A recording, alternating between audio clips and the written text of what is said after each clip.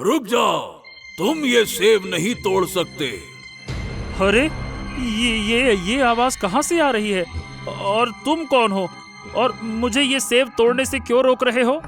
तुम ये सेब तभी तोड़ सकते हो जब तुम मेरे सवालों के सही सही जवाब दोगे, और अगर तुमने गलत जवाब दिया तो तुम खुद एक सेब बन जाओगे। क्या? अरे मैं तो वैसे ही अपने जीवन से खुश नहीं हूँ, ऊपर से ये एक और मुसीबत। खैर, सेब बन भी गया तो क्या होगा, मैं तो वैसे ही आत्महत्या करने वाला हूँ। पूछो जो भी पूछना है। रामपुर नामक एक छोटे से गांव में भुवन नाम का एक गरीब लोहार अपनी माँ के साथ टूटी सी झोपड़ी में रहता था। भुवन बर्तन और औजार बनाकर अपने परिवार का गुजारा करता था। भुवन बेटा, अब मैं बूढ़ी हो चुकी हूँ। मैं चाहती हूँ अब तेरी शादी कर दूँ, लेकिन इस झोपड़ी को देखकर मैं सोचती हूँ कि इस टूटी सी झोपड़ी में कौन अपनी बेटी देगा।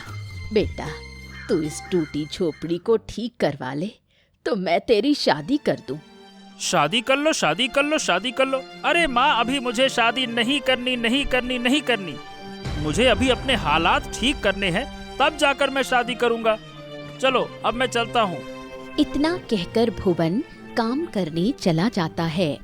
अरे भुवन, मैं कब से तेरी राह देख रही हूँ, तू इतनी देर से क्यों आया? चल, अब आ गया है तो जल्दी से ये मेरे बर्तन ठीक कर दे, मुझे खाना बनाना है। हाँ ठीक है काकी, अभी ठीक कर देता हूँ। अब भुवन शांति देवी के बर्तन ठीक करके उन्हें दे देता है। ये लो काकी, तुम्हारे बर्तन एकदम मस्त हो गए। अब तुम्हें खाना बनाने में कोई परेशानी नहीं होगी।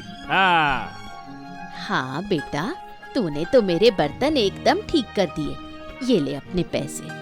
अरे नहीं काकी, ये रखो रखो, ये पैसे तुम रखो। मैंने कौन सा बहुत मुश्किल सा काम कर दिया है? अरे छोटा सा तो काम था, रखो रखो। जीता रहे बेटा, जीता रहे। तेरी इसी सच्चाई से देखना, तू एक दिन बहुत आगे जाएगा। इतना कहकर शांति देवी वहाँ से चली जाती है। चलो अब मैं नए बर्तन और औजार बना लेता हूँ। पता नहीं कब कौन क्या लेने आ जाए। आज मैं ये बनाता हूँ। अब भुवन दिन भर मेहनत करके बर्तन और औजार बनाता है। शाम के समय पूरा दिन गुजर गया, लेकिन आज एक भी ग्राहक मेरी दुकान पर नहीं आया। अरे अब तो रात होने वाली है, अब क्या आएगा कोई। चलो, मुझे भी दुकान बंद करके घर ही जाना चाहिए। चल भाई। भुवन अब दुकान बंद करके घर लौट जाता है। अरे बेटा भुवन, तू आ गया। चल बैठ, खाना खा ले। ये तेरा मुंह क्यों लटका हुआ है? कुछ हुआ है क्या? किसी ने तुझसे कुछ कहा है क्या? बोल ना बेटा। हाँ, ये बताओ माँ, मेरी किस्मत में इतना कष्ट क्यों है? आज भी दुकान पर एक भी ग्राहक नहीं आया। अब तुम ही बताओ, ऐसे में घर का गुजारा कैसे होगा? बताओ भला। बेटा, तू चिंता मत कर, ऊपर वाले पर भरोसा रख। एक दिन वो तेरी सारी परेशानी ठीक कर देगा। अगली सुबह। माँ, काम पर जा रहा हूँ। ओम नमः शिवाय। हे ऊपर वाले, आज का दिन मेरा अच्छा गुजरे और मेरी दुकान पर ग्राहकों की भीड़ लग जाए। हरिओम हरिओम हरिओम। अब भुवन अपनी दुकान खोलता है और औजार व बर्तन सजा देता है। तभी उसकी दुकान पर मीरा नाम की एक ग्राहक आती है। भुवन, मुझे ये बर्तन और ये औजार दे दो। क्या ये तुम खुद बनाते हो? हाँ हाँ, मैं इन्हें खुद अपने हाथों से ही बनाता हूँ। कितने सुंदर है और मजबूत भी। तुम्हें पता है, तुम्हारी कारीगरी देखकर ही मैं तुम्हारी दुकान पर आती हूँ। बहुत बहुत धन्यवाद। ये लो, आप अपने बर्तन लो और औजार। हाँ, ये लो। मीरा बर्तन और औजार लेकर वहाँ से चली गई। अब काम करते करते शाम हो गई। अरे बाप रे, ये अचानक से इतने काले बादल कैसे हो गए? और हवा भी तेज हो चली है। लगता है तूफान आने वाला है। मुझे घर जाना चाहिए, माँ भी घर पर अकेली है। जल्दी से घर जाता हूँ। अब भुवन घर जाता है। भुवन, तू आ गया बेटा। अच्छा किया जो तू जल्दी आ गया। मुझे लगता है भयानक तूफान आने वाला है। हाँ माँ, इसीलिए तो मैं जल्दी आ गया। बाप रे बाप, देखा माँ तूफान कितना भयानक है। पेड़ गिर रहे हैं और बारिश भी कितनी तेज हो रही है। ऐसा लग रहा है जैसे सब कुछ बहाकर ही ले जाएगी। पता नहीं क्या हो गया। हाँ बेटा, बस ईश्वर से प्रार्थना कर कि इस तूफान की वजह से हमारे गांव में किसी को कोई नुकसान ना हो। अब देखते ही देखते सुबह हो गई और तूफान पूरी तरह से रुक गया। अरे बेटा भुवन, तू क्या रात भर नहीं सोया? तेरी आंखें कितनी सूजी सूजी लग रही हैं। हाँ वाह, मुझे रात भर नींद नहीं आई। चलो अब काम पर जाता हूँ। तुम अपना ख्याल रखना, मैं जल्दी घर आ जाऊंगा। भुवन इतना कहकर अब काम पर चला जाता है। अरे ये क्या? ये तो मेरी दुकान। नहीं नहीं नहीं नहीं नहीं नहीं नहीं नहीं, मेरी दुकान पूरी तरह से टूट चुकी है। अरे ये क्या? मेरी दुकान में जो औजार और बर्तन थे उनमें तो जंग लग गया। अब इन्हें कौन खरीदेगा प्रभु? अब मैं क्या करूं, कहाँ जाऊं? मेरे हालात तो पहले से ही ठीक नहीं थे, अब तो और भी खराब हो गए।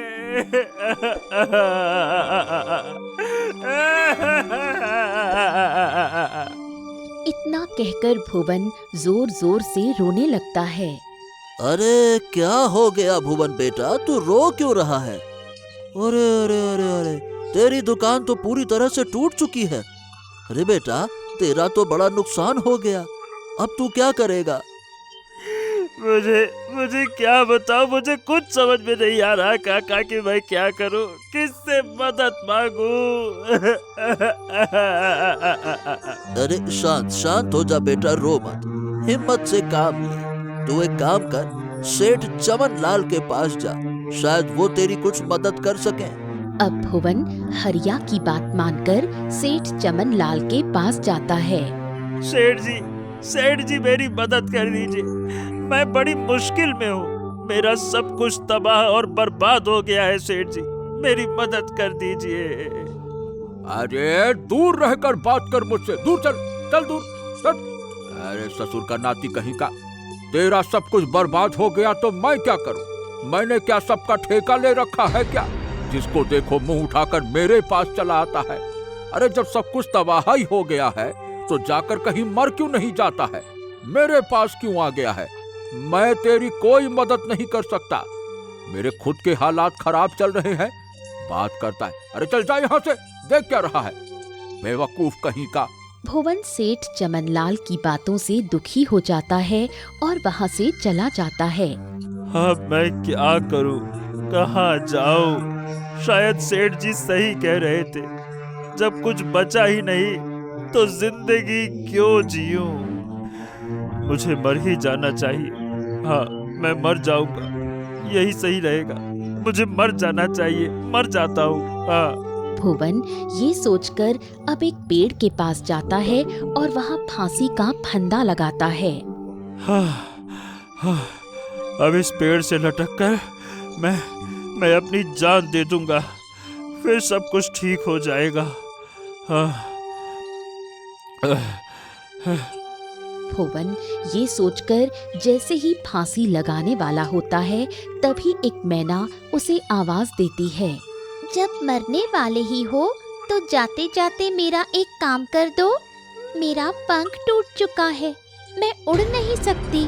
तुम मेरे पंख के लिए नीली पहाड़ी से जड़ी बूटी ला दो ताकि मैं फिर से ठीक हो जाऊं। दुनिया से जाते जाते एक पुण्य का काम कर लो।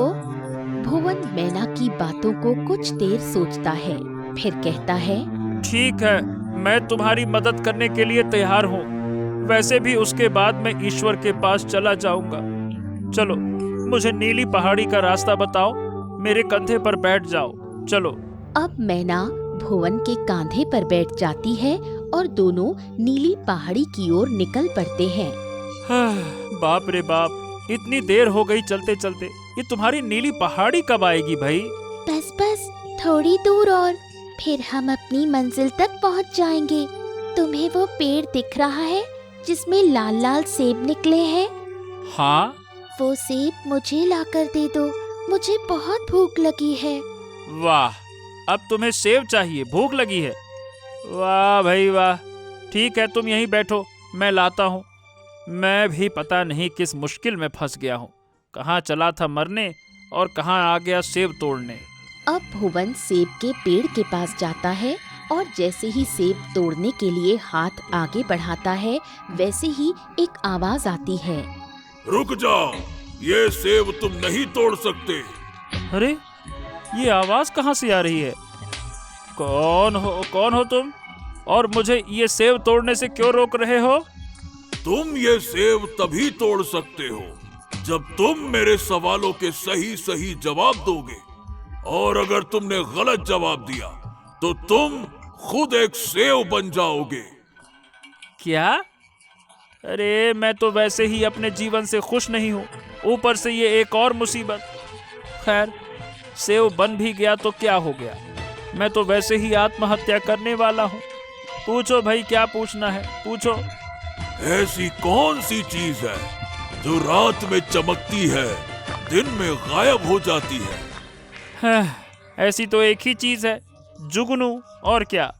हाँ, अब बता, ऐसी कौन सी चीज है जो हमेशा हमारे साथ रहती है लेकिन बोल नहीं सकती? ये तो परछाई है, परछाई। हाँ, अब आखिरी सवाल, ऐसी कौन सी चीज है जो लोगों के दिलों को बिना छुरी के काट देती है? जुबान से निकले कठोर शब्द। हाँ, तुमने मेरे सवालों के सही सही जवाब दिए। अब तुम ये सेब तोड़ सकते हो, और हाँ, याद रहे, एक से ज्यादा सेब नहीं तोड़ सकते, वरना तुम्हें कुछ नहीं मिलेगा। ठीक है, एक ही सेब तोड़ूंगा, चिंता मत करो। भुवन ये कहकर एक सेब तोड़ लेता है और वापस मैना के पास जाता है। हाँ, ये लो, खा लो सेब। पता है, तुम्हारे इस सेब के चक्कर में मैंने क्या कुछ नहीं किया। अब चलो जल्दी से खाओ और चलो, हमें नीली पहाड़ी पर भी तो जाना है। चलो। ये सेब तुम खा लो, मुझे अब भूख नहीं है। तुमने सेब लाने में इतनी देर कर दी कि मेरी भूख ही मर गई। क्या? वाह वाह भाई, गजब करती हो। अब तुम्हें सेब नहीं खाना। एक तो इतनी मुश्किल से मैंने सेब हासिल किया और अब तुम्हें भूख ही नहीं है। वाह भाई वाह। ठीक है, मत खाओ, मैं ही से खा लेता हूँ, बाद में मत कहना कि मुझे भूख लगी है। अब भुवन जैसे ही सेब खाता है, एक तेज रोशनी होती है। अरे, ये कैसी रोशनी है? ये क्या हो रहा है? ए मैना, तुमने देखा वो कैसी रोशनी थी? क्या पता कैसी रोशनी थी। छोड़ो, चलो हमें नीली पहाड़ी पर जाना है, वरना देर हो जाएगी। अब चलते चलते दोनों नीली पहाड़ी के पास पहुंचते हैं। ये देखो, यही है नीली पहाड़ी। अरे वाह, क्या बात है, कितनी सुंदर पहाड़ी है ये। वाह। चलो अब ऊपर चढ़ते हैं, यहाँ हजारों पक्षी हैं। वो देखो, वो जड़ी बूटी तोड़ कर ले आओ और मेरे पंख पर लगा दो। लेकिन ध्यान से, वो कोई आम जड़ी बूटी नहीं है, बल्कि जादुई जड़ी बूटी है। भुवन अब वो जड़ी बूटी तोड़ने जाता है। अरे अरे, ये तो टूट ही नहीं रहा है। मैना, ये तो नहीं टूट रहा है। अब मैं क्या करूं? जोर लगाओ, तुम्हारे अंदर वो शक्ति है जो इस जड़ी बूटी को तोड़ लेगी। और जोर लगाओ। अब भुवन थोड़ा और जोर लगाता है और जड़ी बूटी तोड़ लेता है। अरे बाप रे बाप, ये लो तुम्हारी जड़ी बूटी, लाओ मैं लगा देता हूँ। ये लो, हो गया, अब तुम ठीक हो जाओगी। हाँ।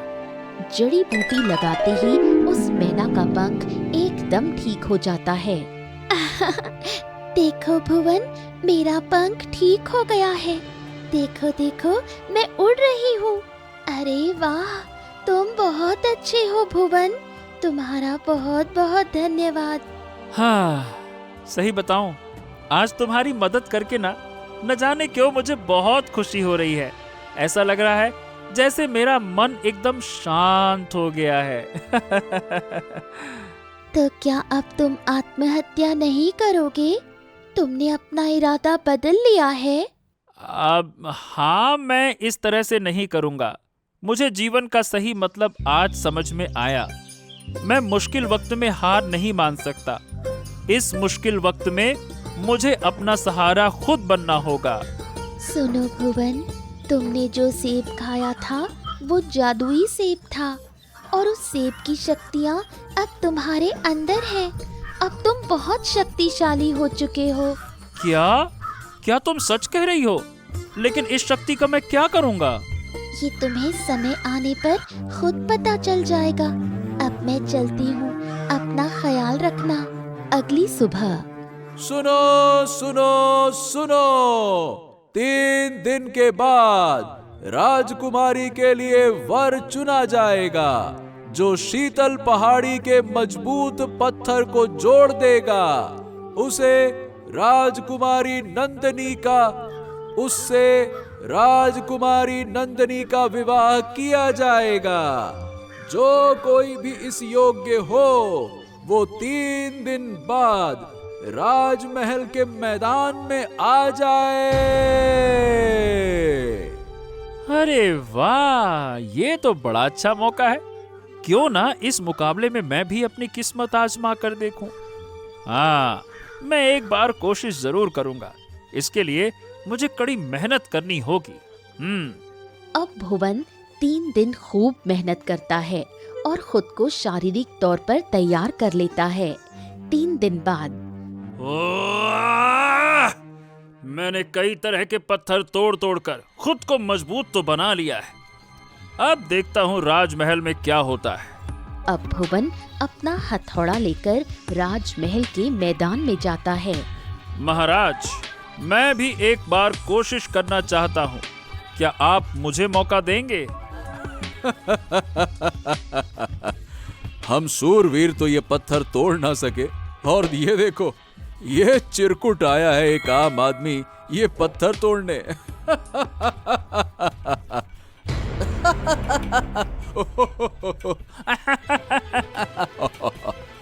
बस बस बस बस बस, सब लोग शांत हो जाइए। हाँ, ठीक है भुवन, हम तुम्हें आज्ञा देते हैं। आगे बढ़ो और पत्थर तोड़ो। अब भुवन अपने हथौड़े से पत्थर पर तेज प्रहार करता है। अरे, ये पत्थर तो टूटा ही नहीं। एक बार और कोशिश करता हूँ। अरे बाप रे, ये पत्थर तो अभी भी नहीं टूटा। अरे बच्चे, तुम रहने दो। ये किसी ऐरे गहरे व्यक्ति से नहीं टूटेगा। इसे राजमहल का कोई शूरवीर ही तोड़ सकता है। हरिओम, हे ऊपर वाले, मुझे शक्ति देना। ओम नमः शिवाय, ओम नमः शिवाय। मेरे अंदर जो शक्ति है उसे मेरे हाथों में डाल देना।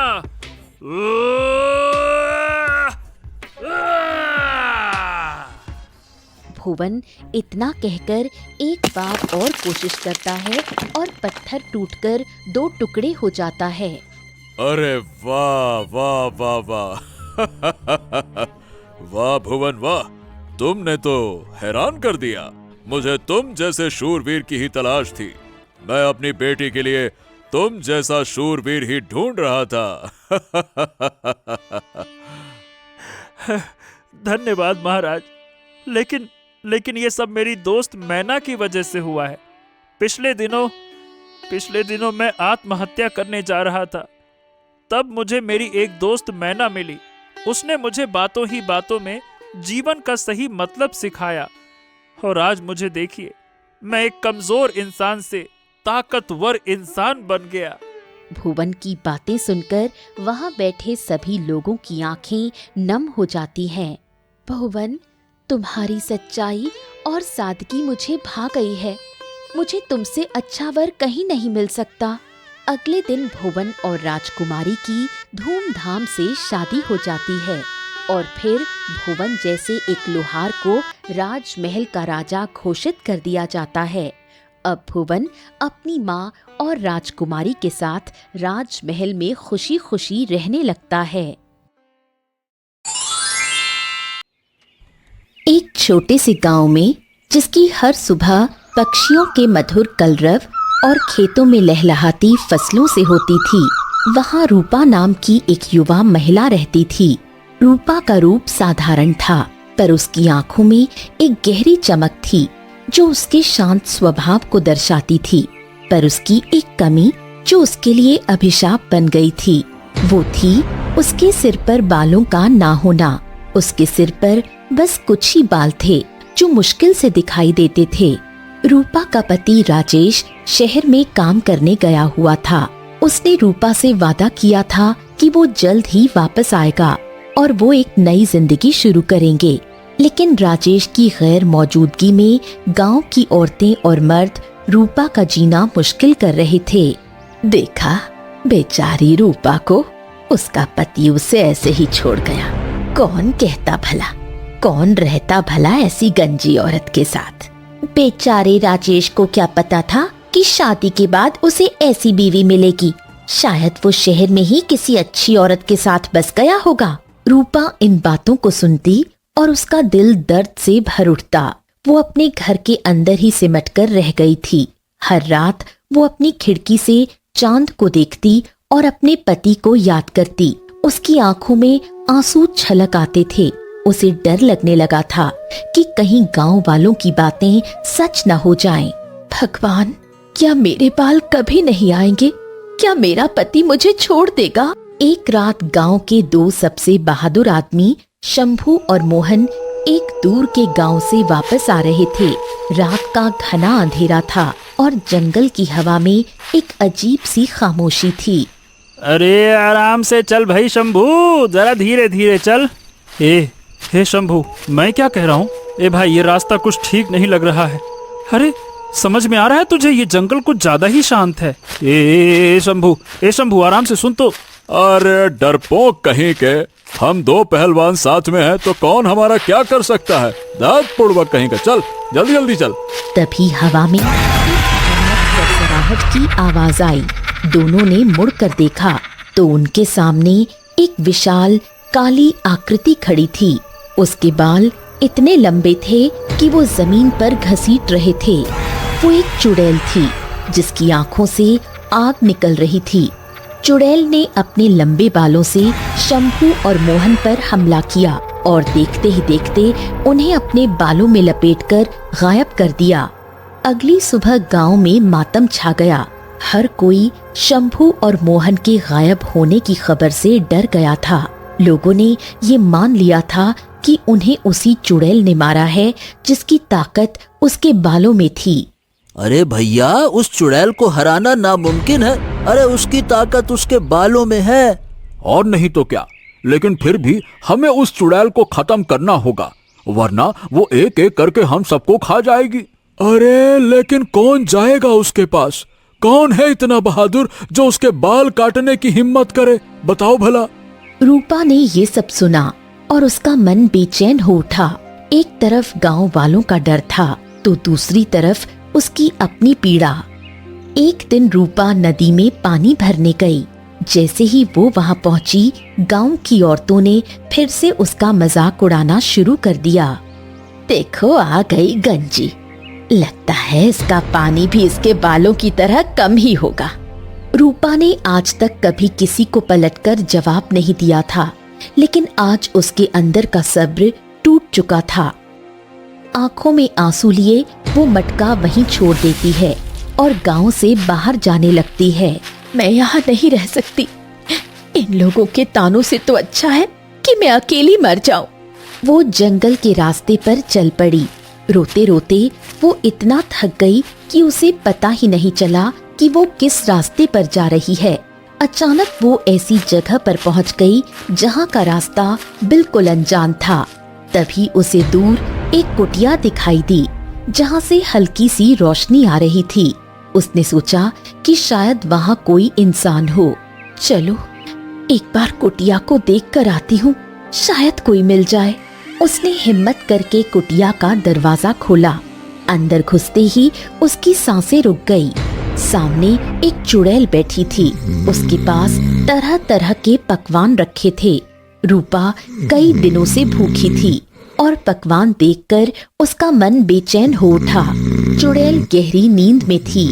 रूपा ने सोचा कि ये एक मौका है। वो धीरे धीरे आगे बढ़ी और चुपचाप खाने लगी। लेकिन जैसे ही वो खाना खाने लगी, चुड़ैल की नींद खुल गई। उसने रूपा को देखा और उसकी आंखें लाल हो गईं। कौन है तू? मेरी कुटिया में क्या कर रही है? चुड़ैल ने तेजी से अपने बाल रूपा की तरफ बढ़ाए ताकि उसे लपेट सके, लेकिन रूपा घबराई नहीं। उसने तुरंत अपने पास रखा हुआ चाकू निकाला और चुड़ैल के बालों पर वार कर दिया। बाल कटकर चुड़ैल पर गिर गए और चुड़ैल दर्द से कराहते हुए जमीन पर गिर पड़ी। रूपा ने कटे हुए बालों को देखा। उन बालों में एक अजीब सी चमक थी। जैसे ही उसने एक बाल को छुआ, एक तेज रोशनी चमकी और वो सारे बाल उसके सिर पर चिपक गए। रूपा ने अपने सिर को छुआ और पाया कि उसके सिर पर अब घने, लंबे और सुंदर बाल आ चुके थे। रूपा के चेहरे पर पहली बार एक सच्ची खुशी थी। वो तुरंत गांव की तरफ भागी। जब वो गांव में पहुंची तो गांव वाले उसे देखकर हैरान रह गए। ये तो रूपा है। इसके बाल कहाँ से आ गए? ये जरूर नकली बाल होंगे, कहीं से खरीद कर लाई होगी। रूपा ने मुस्कुराते हुए अपने बाल दिखाए। एक औरत ने उसके बाल खींचकर देखे। वो बिल्कुल असली थे। गांव वाले शर्मिंदा थे। वो रूपा का सम्मान करने लगे और उससे इस राज के बारे में पूछने लगे। रूपा, एक ही दिन में ये कैसे हो गया? हमें भी बताओ ये राज। हम तुमसे माफी चाहते हैं रूपा, हमने तुम्हें बहुत सताया। रूपा ने उन सब की तरफ देखा जिनकी आंखों में अब सम्मान और शर्मिंदगी थी। ये राज तो राज ही रहेगा। और रूपा मुस्कुराते हुए अपने घर चली गई। अपने पति राजेश के वापस आने का इंतजार करते हुए वो अब एक नई और आत्मविश्वास से भरी जिंदगी जीने लगी। उसने अपनी कमजोरी को अपनी सबसे बड़ी ताकत बना लिया था। एक दिन शाम के धुंधलके में रूपा ने अपने घर के बाहर किसी को आते देखा। वो एक परिचित आकृति थी। उसके हृदय की धड़कन तेज हो गई। राजेश, उसका पति, वापस आ गया था। वो शहर की धूल और थकान से भरा हुआ था, लेकिन उसकी आंखों में अपनी पत्नी को देखने की लालसा थी। अरे रूपा, मैं आ गया रूपा। राजेश ने जैसे ही घर के अंदर कदम रखा, उसकी नजर रूपा पर पड़ी। वो रूपा को देखकर एक पल के लिए हक्का बक्का रह गया। उसकी पत्नी, जिसके सिर पर कभी बाल नहीं थे, आज घने और लंबे बालों में सामने खड़ी थी। हैं? ए रूपा, ये सब कैसे हुआ? रूपा की आंखों में खुशी के आंसू भर आए।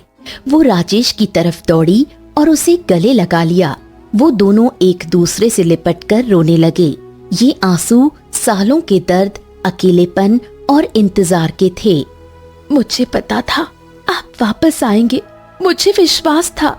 राजेश ने रूपा को प्यार से देखा और उसके बालों को छुआ। अरे ये तो कोई चमत्कार है। मैं तो गांव में सुन रहा था कि तुमको लेकर बहुत सी बातें हो रही हैं। अरे मैं तो डर ही गया था। रूपा ने राजेश को खाना खिलाया और उसे आराम करने को कहा। रात में जब दोनों एक साथ बैठे थे, राजेश ने फिर से वही सवाल पूछा। ए रूपा, मुझको सच सच बताओ, ये सब कैसे हुआ? गांव वाले कहते हैं कि ये नकली है, पर मुझे लगता नहीं है। सही सी बता। रूपा ने उसे पूरी कहानी नहीं बताई। उसने चुड़ैल के बारे में कुछ नहीं कहा, बल्कि उसने अपने भीतर के बदलाव के बारे में बताया। जब गांव वाले मेरा मजाक उड़ाते थे तो मैं बहुत डरती थी, लेकिन जब आप इतने दूर थे और मैं अकेली थी तो मैंने अपनी हिम्मत को जगाया। मैंने तय किया कि मैं इन तानों से हार नहीं मानूंगी। मैंने अपने डर का सामना किया और आज ये सब मेरे आत्मविश्वास की जीत है। राजेश ने रूपा की बात को समझा। उसे लगा कि उसकी पत्नी ने केवल अपने बाल ही नहीं बल्कि अपने जीवन की दिशा भी बदल दी है। तुम सच में बहुत बहादुर हो रूपा, मुझे तुम पर गर्व है। अगले कुछ दिन गांव में बहुत ही अलग थे। वही औरतें जो कभी रूपा का मजाक उड़ाती थीं, अब उसके घर आकर उससे बात करने की कोशिश करती। रूपा बेटी, कैसी हो? मैंने तो कभी सोचा ही नहीं था कि तुम इतनी खूबसूरत लगोगी। रूपा, हमें माफ कर दो, हमने तुम्हें बहुत बुरा भला कहा था। रूपा ने किसी को कोई कड़वा जवाब नहीं दिया। उसने सभी का सम्मान किया और उन्हें माफ कर दिया। उसने जान लिया था कि अब उसे किसी भी बात से कोई फर्क नहीं पड़ता। रूपा और राजेश का जीवन अब प्रेम और शांति से भरा हुआ था। गांव के लोगों का रवैया पूरी तरह बदल चुका था। रूपा को अब ताने नहीं मिलते थे, बल्कि सभी उसका सम्मान करते थे। वो अपने लंबे घने बालों के साथ एक खुशहाल जीवन जी रही थी। राजेश भी गांव में एक छोटी सी दुकान खोलने का सपना देख रहा था। उनकी खुशी में अब कोई कमी नहीं थी। लेकिन ये शांति ज्यादा दिनों तक नहीं टिकी। एक रात जब रूपा और राजेश सो रहे थे, उन्हें घर के अंदर से अजीब सी आवाजें सुनाई दी, जैसे कोई कुछ खा रहा हो। ए रूपा, ये कैसी आवाज है? रूपा ने डरते डरते दिया जलाया। रसोई में सारा खाना फैला हुआ था और सारे बर्तन खाली पड़े थे। ये सिलसिला अगले कई दिनों तक चलता रहा। हर रात उनका खाना, उनका राशन, सब कुछ गायब हो जाता था। राजेश, मुझे लगता है ये वही चुड़ैल है। वो हमारे घर को परेशान कर रही है। उन्होंने फैसला किया कि वो इस बात को किसी को नहीं बताएंगे। हर रात वो डर में सोते, ये सोचकर कि अगले दिन क्या गायब हो जाएगा। रूपा के मन में एक गहरा डर था कि कहीं चुड़ैल उसके बालों के लिए वापस न आ गई हो। एक अमावस की रात जब पूरा गांव गहरी नींद में सोया हुआ था, रूपा को अपने कमरे में एक ठंडी हवा का झोंका महसूस हुआ था। उसने आंखें खोली और सामने देखा एक भयानक गंजी चुड़ैल खड़ी थी। उसकी आंखें लाल थीं। उसके शरीर से एक काली शक्ति निकल रही थी। रूपा, मेरे बाल वापस कर दे। तूने धोखे से मेरी ताकत चुरा ली। रूपा डर से कांप रही थी, लेकिन उसने हिम्मत नहीं हारी। मैंने धोखे से कुछ नहीं किया, आपने ही मुझ पर हमला किया था। मैंने तो बस अपनी जान बचाने की कोशिश की। चुड़ैल ने अपने हाथों को रूपा की ओर बढ़ाया।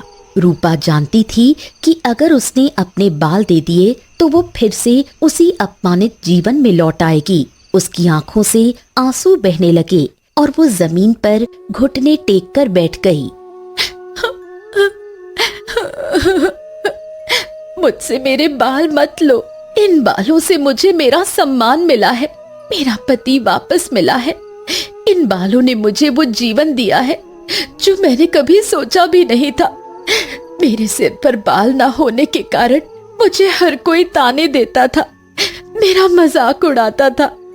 मैंने इतना दर्द सहा है, इतना दर्द। रूपा ने अपनी पूरी कहानी, अपना अकेलापन, अपने अपमान और अपने पति के इंतजार का सारा दर्द चुड़ैल को बताया। वो अपनी पूरी जिंदगी की कहानी कहकर बहुत रोई। चुड़ैल, जो कभी किसी की भावनाओं को नहीं समझती थी, रूपा की दर्द भरी कहानी सुनकर थोड़ी देर के लिए शांत हो गई। मुझे लगा था कि तुम सिर्फ मेरे बाल चुराकर खुश हो, लेकिन तुम्हारे दर्द ने मुझे भी दुखी कर दिया। ठीक है, मैं तुम्हारी खुशी छीनना नहीं चाहती। रूपा को उम्मीद की एक किरण दिखी। मैं तुम्हारे बालों को पूरी तरह नहीं लूंगी, लेकिन तुम्हें एक बलि देनी होगी, गांव के सबसे हट्टे कट्टे बकरे की, जिसे मैं खाऊंगी। उसके बाद मैं तुम्हारे आधे बाल ले जाऊंगी और आधे तुम्हारे पास छोड़ जाऊंगी। रूपा ने तुरंत चुड़ैल की बात मान ली। हाँ हाँ, मुझे मंजूर है। अगले दिन रूपा ने गांव के एक बकरे को चुड़ैल को भेंट करने के लिए जंगल के पास छोड़ दिया। उस रात चुड़ैल आई और उसने बकरे को खाया। फिर वो रूपा के पास आई और एक ही झटके में उसने अपने आधे बाल रूपा से ले लिए। रूपा को अब आधे बाल मिल गए थे, जो पहले की तरह घने और लंबे नहीं थे, लेकिन फिर भी बहुत सुंदर थे। रूपा बहुत खुश थी। राजेश भी खुश था कि उसकी पत्नी सुरक्षित थी और उसने अपने बाल भी नहीं खोए थे। वो दोनों एक दूसरे को देखकर मुस्कुराए। अब उनके घर में कोई अजीब आवाज नहीं आती थी और उनका खाना भी सुरक्षित रहता था। 1 साल बाद रूपा ने 2 जुड़वा बच्चों को जन्म दिया, एक बेटा और एक बेटी। पूरे गांव में खुशी की लहर दौड़ गई। गांव के सभी लोग उनके घर आए और उन्हें आशीर्वाद दिया। राजेश ने भी गांव में एक छोटी सी दुकान खोल ली थी, जो बहुत अच्छी चल रही थी। रूपा ने अपनी हिम्मत और आत्मविश्वास से न केवल अपना जीवन बदला, बल्कि अपने परिवार को भी एक खुशहाल और सफल जीवन दिया। वो एक प्रेरणा बन गई थी। ये कहानी इस बात का सबूत थी कि अगर इंसान हिम्मत रखे तो वो अपनी हर मुश्किल को पार कर सकता है और जीवन में खुशियाँ जरूर आती हैं।